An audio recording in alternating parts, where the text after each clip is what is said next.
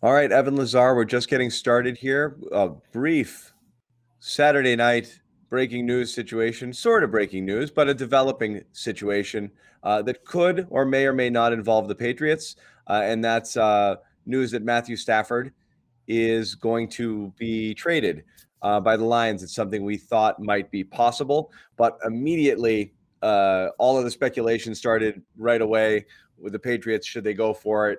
It's been a very active thing on Twitter over the last hour here, and I know you've already chimed in, and you right now think it's a no-brainer that the Patriots, if they could, should try to ship that 15 pick for Stafford right now, lock in that quarterback situation for the next 3 or 4 years. And before you get started and give all your reasons for why, I will say, from my perspective, I get the feeling that people might be feeling after seeing what a rudderless quarterback-less team did for a year. And I don't think anybody wants to feel that feeling anymore. And the security, the bird in the hand of knowing that you could have a talent like Stafford at age 32 and money that makes sense. I get why it makes sense. Why else do you like this? Well, I think it's two things that we've talked a lot about on the channel already. The first one is the need to go big at quarterback, right? Yeah. The days of picking a guy up in the second round and developing him for 3 or 4 years behind Tom Brady, like they did with Jimmy Garoppolo, they don't have that luxury. They have to go big, whether it's a quarterback in the first round or a veteran acquisition like a Matthew Stafford. That was the first thing. The second thing I think that really starts to make this conversation more interesting is that if the idea is then to lure a free agent wide receiver, a free agent tight end, something like that to New England to pair with a quarterback, then it makes it a much easier pitch. When you go to the table with Allen Robinson, I'm just using him as a hypothetical, and you say, he's definitely coming here. Come here, Stafford's here. Allen Robinson, you can come here with Stafford. We're going to hit the ground running. Bill will figure out the defense. That's the pitch, right? To a free agent wide receiver. And that's a very appealing thing, is that to have a quarterback like Stafford, who is, when he's at his best, I would say in the top 10 conversation, not in that elite Mahomes, Rodgers, Brady conversation, but in that sort of next wave of quarterbacks. That's a really attractive destination now to have Bill with Stafford. I think the biggest thing that the Patriots are going to run into, though, with this is that they are not going to have necessarily the best offer on the table for Matthew Stafford. So that, I think, is more so anything than should the Patriots be interested. Hell yeah, the Patriots should be interested. Can the Patriots actually put together a package that's good enough to get him over Denver, San Francisco, Indianapolis? That's a different conversation.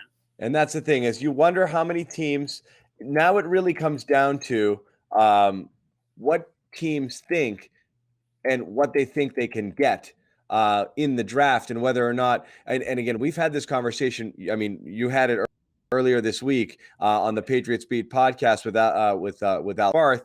The number one commodity in the NFL, and maybe the most important thing to team building, is getting that franchise quarterback on a rookie deal and not having to pay what quarterback salaries have now ballooned to, what quarterbacks' second contracts have turned into, which seems to be, if you want to retain a guy, even if he's only okay, you're looking at $30 million to 35 to 40 to 45, and that's going to keep going up, that number. So having a control, and Stafford is 20 million. So that is a drop. I mean, again, it's going to deplete that cap to some extent, but that's a drop in the bucket for a franchise level quarterback. Right. And I also want to reiterate with the salary cap situation is that all of these contracts, we hear breaking news. So-and-so signs big name free agent for 5 years, $70 million with X amount of guarantees. That's the total value of the contract. So the Patriots can go about this, and a lot of teams have done this, where you backload the deal so that the cap hits are kind of spread out a little bit more, and you make sure that entire first year cap hit isn't necessarily $20 million for a wide receiver, right? Maybe you can sign a guy and you can finagle the money to make it work so that it's only about $8 or $9 million against the cap in the first year. Stafford has a similar contract where if you wanted to sign him to an extension, because he is only under a deal for 2 more years, if you wanted to sign him to an extension, or maybe if it's even just a 1-year extension with some dummy years tacked onto there like they did with Tom Brady, you can lower that $20 million number even more to make it more team friendly. So he's already team friendly. It's a flexible contract that they can sort of work around. And I think a lot of people are going to see that big $20 million number and say, well, there goes a 30-year cap. Yeah, but they can still make plenty of other moves to upgrade the roster with salary cap space by manipulating the different ways that you can go about it. So this is not a money issue. They can afford Matthew Stafford easily, and they can afford Matthew Stafford plus in the free agent market easily if they really want to take that big of a swing at it. It is interesting too because the Deshaun Watson thing also kind of muddies the waters here. It actually might help the Patriots if they were truly interested in Stafford, because Watson seems like a pipe dream and the type of player they can't possibly put a package together for. But you see teams potentially like the Jets being mentioned as well, with a pick up high at number 2 and other situations there. But that'll take another quarterback needy team off the board as well. So the other dominoes might fall there. But you are looking at teams that will need quarterbacks. It looks like Atlanta is keeping Stafford, but you could be looking at the Eagles at 6. Detroit, obviously, if they do this at 7, would be interested as well. You have Denver at 9. You have San Francisco at 12. And all of these teams, if you're just talking about the pick on the table, they're all slightly ahead of the Patriots. And again, I could see the chat filling up right now, theoretically, with all the people saying, why did we win these games? Because, again, it is all about the assets. And that the pick at 15 is less of an asset than the pick at 9, 10, 11, 12 might have been. And this is where it could come back and burn you. Exactly. And that's the biggest problem, the biggest hurdle. And we talked about this already with Deshaun Watson, that already being the biggest hurdle, is that they are not going to have the best package on the table, at least unless they just go completely all in on one of these veteran quarterbacks and really blow a team away with multiple first-round picks. A team like Carolina, Denver, San Francisco, Indianapolis, we mentioned earlier, all those teams have the flexibility and the capability to maybe put together a package better than you. Certainly the teams picking ahead of you in the first round. So the two teams that I would really look at are Denver and San Francisco. Denver, you bring Stafford there, you put him with Jerry Jeudy and KJ Hamler. Maybe they bring Tim Patrick back, Noah Fant at tight end. That's a team that could all of a sudden hit the ground running. San Francisco, we obviously know what they can do when the quarterback position's figured out and how good of a coach Kyle Shanahan is when he has his offense figured out in terms of personnel. So those are two teams right there in Denver and San Francisco that have higher picks than you in the first round. So that means you're going to have to throw in some sweeteners to go over the top of those teams. And if you believe the early reports out there, it's that it's going to take at least a first round pick to land Matthew Stafford. It's probably going to take a first and something like a mid-round pick. And a third, which they don't have this year, but you're right. I mean, right. So they're going to get the third back from the comp pick formula from Tom Brady eventually. So they'll have a late third round pick. It should be about 96th overall. So they'll have that third round pick. But the problem is that the Niners, for example, they can put together 12 and 43 when you can only put together 15 and 46. It's just a better deal, obviously, to get it from San Francisco. So I think it really matters how a lot of these teams picking ahead of you view these quarterbacks in the draft. If one of these teams falls in love with Trey Lance, then maybe you don't have to worry about leapfrogging Denver or leapfrogging San Francisco. Well, so that's the thing. And Indy is another team that's been mentioned in there. They pick a little bit lower, but I could see them possibly loading up picks and throwing multiples at the situation with Rivers retiring. So pretty split on the chat, and we'll put up some of the comments here and maybe talk about it a little bit just in terms of what you want. But, there are quite a few people here that favor, say, a Trey Lance and a Fitzpatrick combination, theoretically. Draft a quarterback, grab a capable veteran, and then spend the money on weapons. And I kind of sort of like that too, in the sense of we've talked about the need to get that first round quarterback, the controllable contract, all of that. I think if you hit that formula, it's better than going and paying $20 million for a 32-year-old, but you just don't know what you're going to get. It's the unknown. The other question is, when you get to draft night, Evan, how does this play? Like, when would this deal happen? Because this is also interesting. Right. If it happens early, you're banking on what you may or may not be able to get or what you may or may not be able to do on draft night. So you really are taking a gamble. Say the Patriots, for example, love Lance, and they just have convinced themselves today they're not going to get him at 15. And then they trade for Stafford.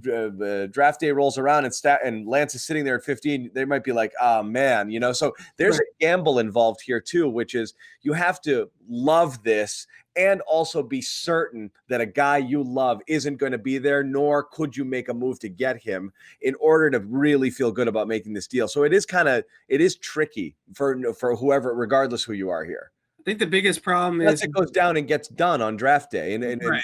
I don't know if that's possible or if Detroit wants to kind of figure things out now. I think Detroit would be more interested in trading making this trade happen sooner rather than soon later. as possible, right? Because from what a lot of the reports out there from Tom Pelissero, this one specifically, they want to potentially package 7 and that second first round pick to move up even further in the first round to get their quarterback of the future. So that's the biggest problem, I think, is that banking on one of those 4 quarterbacks falling, that's not going to happen. And then trading up for one of those quarterbacks, that's still my preference, would be to trade up for one of the quarterbacks and build around the rookie and have that rookie contract and have a kind of 10-year window of future there instead of just a 3 or 4 year window with Stafford. But my question is that Bill Belichick's preference? He's 68 years old. He's not getting any younger. And I do wonder if Bill is a little bit more hesitant to putting all of his eggs in the rookie quarterback's basket, where he says,